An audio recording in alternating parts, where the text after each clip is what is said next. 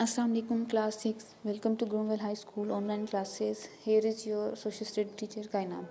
I hope student you all are fine. Student, as you know, this is our second lecture of social study. Now take out your books, page number 5. Ji student, last lecture में आपको याद होगा कि हमने chapter number 1 की reading की थी, history के टॉपिक की। आपको लास्ट लेक्चर में मैंने बताया था कि आपकी बुक को 3 कंटेंट में डिवाइड किया गया है।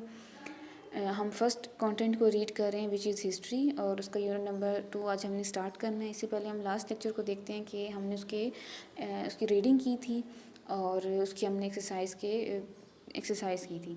आपसे उसमें 3 सवाल पूछे गए थे कि सराउंडिंग कंट्रीज़ बतानी है आपने पाकिस्तान के साउथ एशिया में।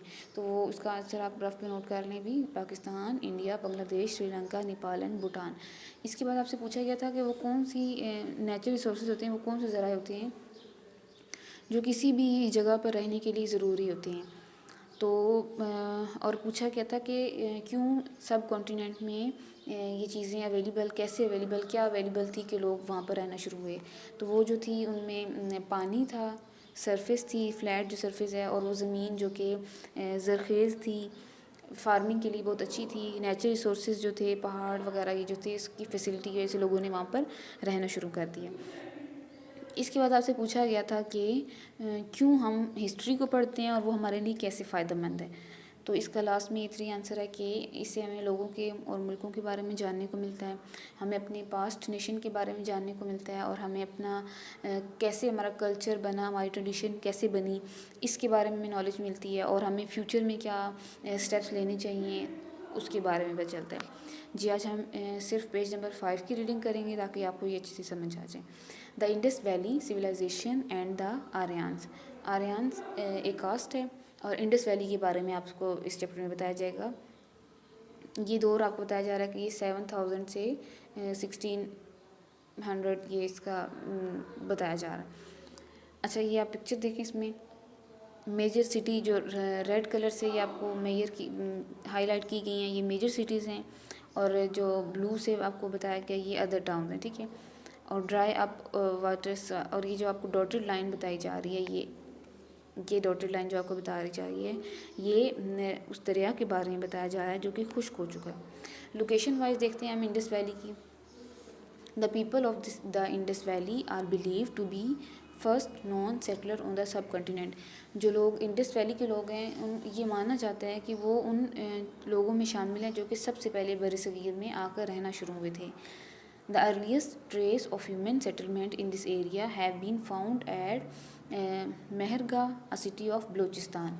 जो अर्लीस्ट यानी शुरू में देखा गया है कि जहाँ इंसानों ने जिस एरिया में सेटल होना शुरू हुआ है, वो ये रिज़ल्ट हमने फाउंड किया है कि वो जो जगह थी वो मेहरगाह यानी बलूचिस्तान का एक शहर था।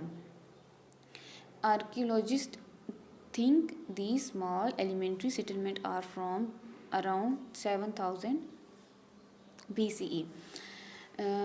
इल्म आर्ट्स के बारे में जो हिस्ट्री के बारे में इल्म रखते हैं, यानी जो पास्ट हिस्ट्री में सर्च आउट करते हैं, उनका ये सोचना है कि ये अर्ली सेटलमेंट जो स्टार्ट हुई थी 7000 हिजरी से स्टार्ट हुई थी। Little is known about the life style and culture of this people.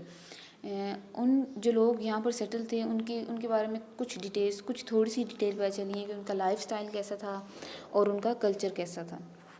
The next phase of life is the region is found on the ancient cities of Mohenjo-daro and Kod Diji in Sindh and Harappa in Punjab।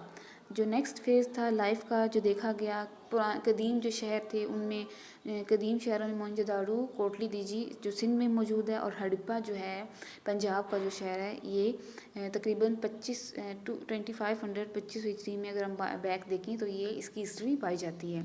Remains show that this time the advance civilization are developed cities fellowship.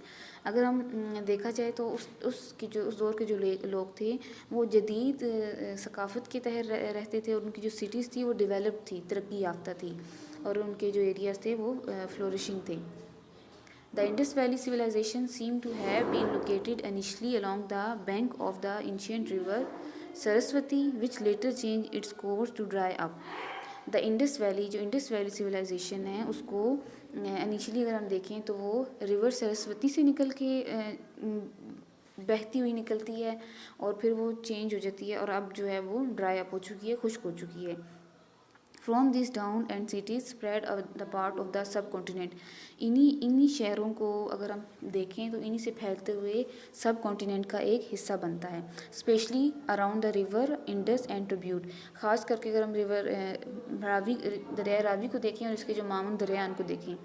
The Indus valley civilisation stretch from Afghanistan.